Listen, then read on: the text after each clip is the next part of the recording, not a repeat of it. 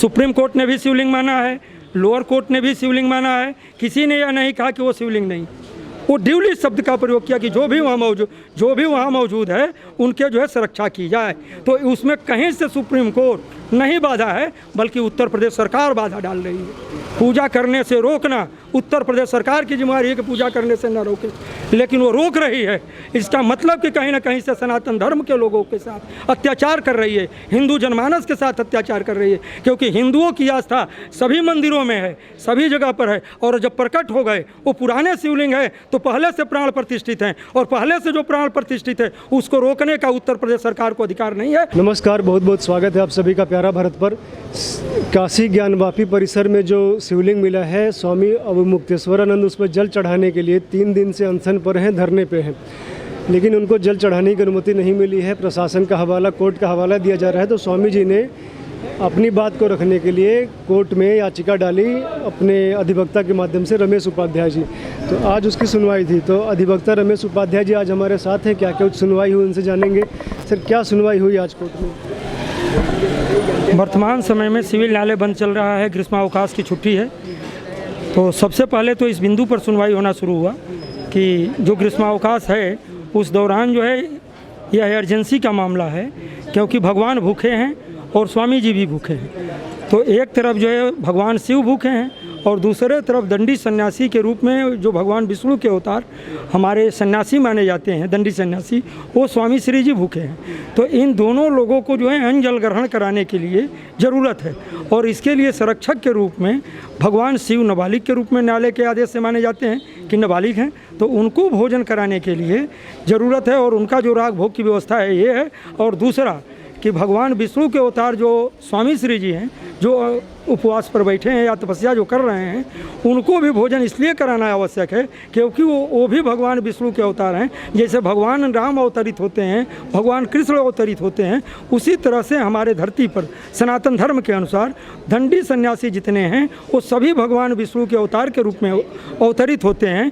विशेष रूप से स्वामी जी का अधिकार भी बताया गया था न्यायालय में कि क्या अधिकार है। ज्योतिष पीठ के क्षेत्राधिकार में उत्तर भारत आता है, और ज्योतिष पीठ का जो प्रतिनिधित्व करता है आदि शंकराचार्य, जो 4 पीठ बांटे उसमें से ज्योतिष पीठ का शंकराचार्य पूज्यपाद जगत गुरु शंकराचार्य स्वामी स्वरूपानंद सरस्वती जी महाराज हैं, और उनके शिष्य प्रतिनिधि स्वामी श्री अवमुक्तेश्वरानंद सरस्वती जी महाराज हैं। तो इस स्थिति में भारतवर्ष के उत्तर भारत में जो भी निर्णय धर्म के सवाल पर लेना होगा वो स्वामी श्री जी को लेने का अधिकार है, शंकराचार्य महाराज के प्रतिनिधि होने के चलते। और स्वामी जी जिस क्षेत्र के प्रतिनिधित्व करता है वहाँ पर न्यायालय ने कह दिया कि शिवलिंग है, और जब न्यायालय ही शिवलिंग स्वीकार कर लिया और अपने आदेश में लिखा, सुप्रीम कोर्ट भी कहा, सुप्रीम कोर्ट भी ये नहीं कहा, ड्यूली शब्द का प्रयोग किया है। और ड्यूली शब्द के प्रयोग का मतलब ये होता है कि जो भी शिवलिंग जहाँ पर वो मौजूद है उसके जो भी अधिकार हैं मौलिक उसको दिया जाए। अर्थात जो पानी में मछली है उनको भोजन दिया जाएगा, अगर वहाँ पर पेड़ पौधे होंगे तो उनको पानी दिया जाएगा, अगर वहाँ पर शिव हैं या कोई देवता हैं तो उनकी पूजा उसी रूप में होगी।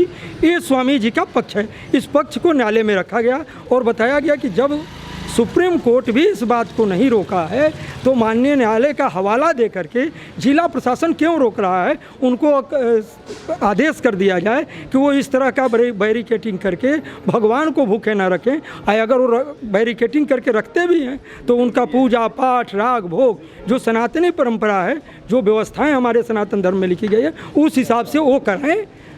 और अगर उनसे नहीं हो रहा है तो हमारे शंकराचार्य पीठ के माध्यम से, स्वामी जी के माध्यम से रोज़ वहाँ पर पूजा की व्यवस्था करने की ज़रूरत है, क्योंकि वो हमारे धर्म का जो क्षेत्राधिकार है, जो आदि शंकराचार्य ने 4 भागों में पूरे देश को बांटा है, वो उत्तरी भारत हमारे में आता है, इसलिए हमारा अधिकार बनता है कि वहाँ जा कर के हम पूजा करें। लेकिन जिला प्रशासन स्वामी जी को पूजा करने से रोक दिया है, और जहाँ पर रोके हैं वहीं पर वो जो है तपस्या उसी समय से कर रहे हैं। तो 2 लोग भूखे हैं वर्तमान में भारत में, और दोनों देवता के रूप में हैं। एक तो भगवान शिव हैं जिनको राग भोग पूजा पाठ करने के लिए एक भगवान राम के अवतरित भगवान विष्णु के स्वरूप दंडी सन्यासी जा रहे थे भोजन कराने, तो उनको प्रशासन ने रोक दिया है। और दोनों को रोकने का अधिकार न जिला प्रशासन को है, न उत्तर प्रदेश सरकार को है, न भारत सरकार को है, क्योंकि किसी के मौलिक अधिकारों का उल्लंघन नहीं किया जा सकता।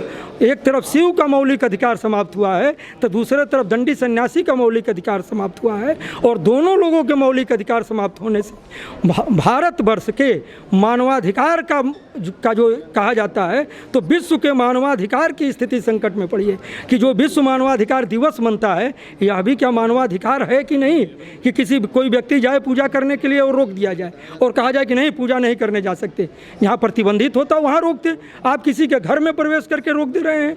ये तो सीधे सीधे मानवाधिकार का उल्लंघन जिला प्रशासन और केंद्र सरकार से लेकर के प्रदेश सरकार कर रही है। इस सवाल को भी हम लोग ह्यूमन राइट कमीशन से लेकर के सभी जगह उठाएंगे कि किसी भी व्यक्ति के प्राण एवं दैहिक स्वाधीनता का अधिकार, स्वतंत्रता का अधिकार और विधि के समक्ष जो संरक्षण का अधिकार है, उससे वंचित नहीं किया जा रहा है। लेकिन दुर्भाग्य है कि माननीय प्रधानमंत्री का जो यह संसदीय क्षेत्र है, जिन्हें भारत के संविधान ने बैठाया, जो भारत के संविधान के पालन करता है, वो आज वही भारत के संविधान के पालन करता जो मानवाधिकार और मौलिक अधिकारों का जो प्रतिपालन करना चाहिए था, जो पूजा के अधिकार सबको दिया जाना चाहिए था, उस पूजा के अधिकार को भी छीन रहे हैं। इसलिए हम लोग अदालत में जाकर के अपनी बात कहे हैं, लेकिन अदालत की एक प्रक्रिया होती है, एक प्रार्थना पत्र सुनने की, फिर दूसरा सुनने की, फिर तीसरा सुनने की, फिर आपत्ति लेने की। सुप्रीम कोर्ट ने शिवलिंग माना है, सुप्रीम कोर्ट ने भी शिवलिंग माना है, लोअर कोर्ट ने भी शिवलिंग माना है। किसी ने यह नहीं कहा कि वो शिवलिंग नहीं, वो ड्यूली शब्द का प्रयोग किया कि जो भी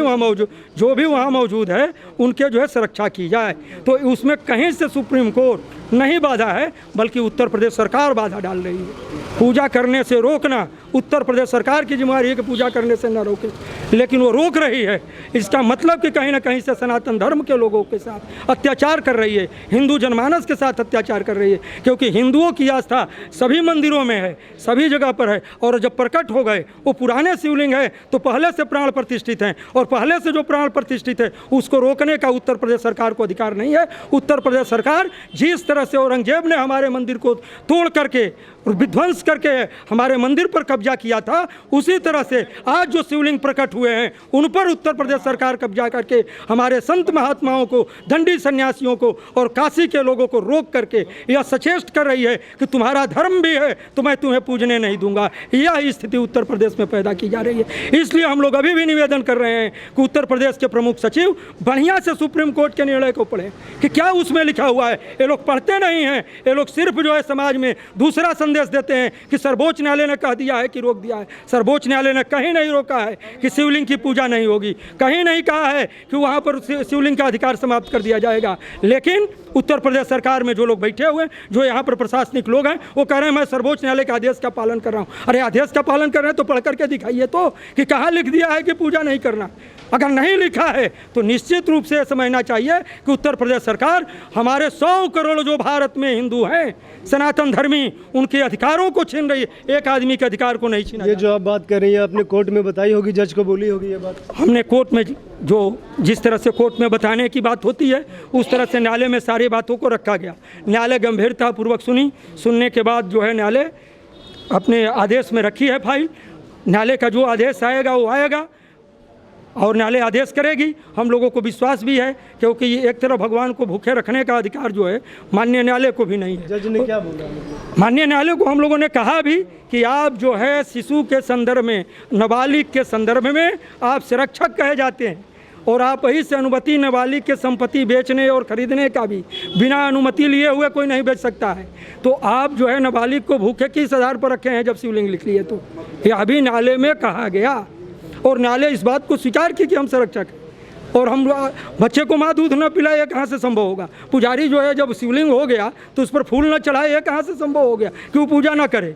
तो या तो आपको ये कई चीज़ मानना पड़ेगा कि या जिस समय शिवलिंग कह दिए उस समय से उसकी पूजा होगी और पूजा करने के लिए कोई जाए और उसको रोक दिया जाए, यह कहीं ना कहीं से भारत के संविधान जिसके अंतर्गत माननीय प्रधानमंत्री जी और माननीय मुख्यमंत्री जी बैठे हैं, उसकी अवहेलना कर रहे हैं। क्योंकि भारत के संविधान के प्रस्तावना में भी लिखा हुआ है और भारत के धर्मनिरपेक्षता के सवाल जो है अनुच्छेद 25 में भी लिखा हुआ है, अनुच्छेद 14 में भी लिखा हुआ है, अनुच्छेद 19 में भी लिखा हुआ है और प्राण दैहिक स्वाधीनता का अधिकार अनुच्छेद 21 में भी लिखा हुआ है। तो दो लोगों के प्राण संकट में उत्तर प्रदेश सरकार डाली है, एक भगवान शिव का और दूसरे हमारे दंडी सन्यासी जो भगवान विष्णु के अवतार हैं, जो उनके क्रियाकलापों से जो बैठ गए हैं, यहाँ पर जो रुके हुए हैं, जो तपस्या पर बैठे हुए हैं, उनके भी प्राण संकट में पड़ा है। इसलिए उत्तर प्रदेश सरकार के माननीय जो आदित्यनाथ योगी जी मुख्यमंत्री हैं, अगर गेरुआ धारण किए हैं और सनातन धर्म का एक बूंद भी अगर उनके शरीर में है तो निश्चित रूप से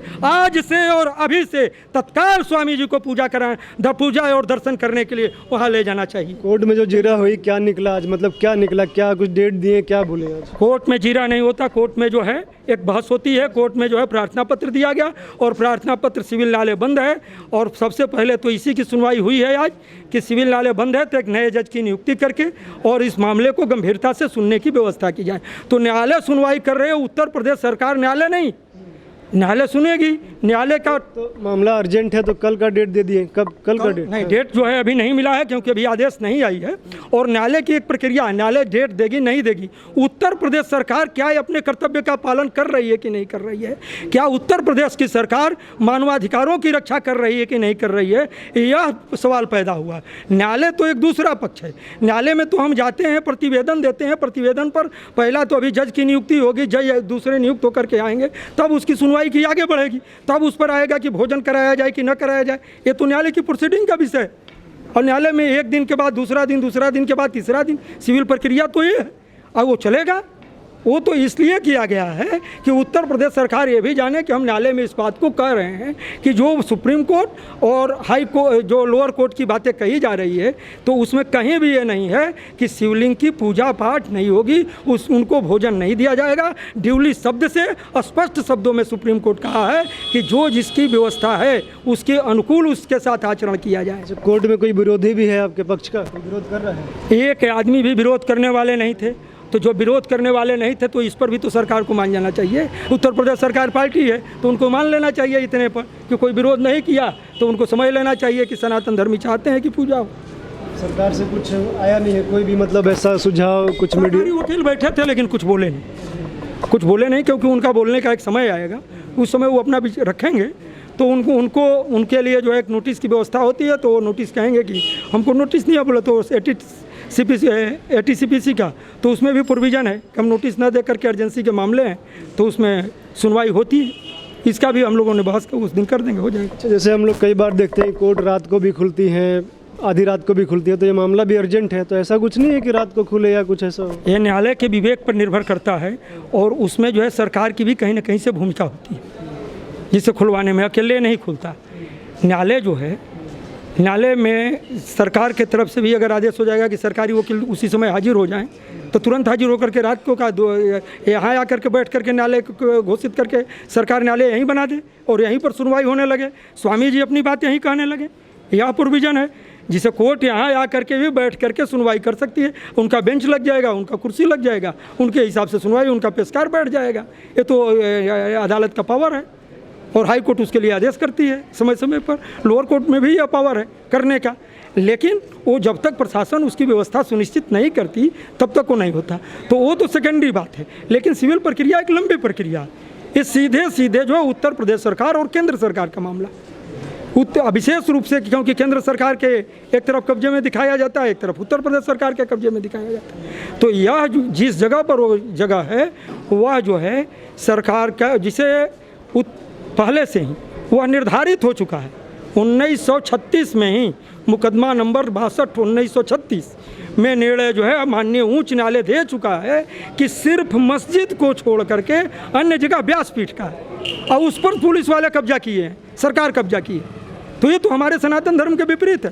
व्यासपीठ के ज़मीन के पक्ष में 1936-37 में हाई कोर्ट का फैसला आ गया, उत्तर प्रदेश सरकार को जानकारी में है।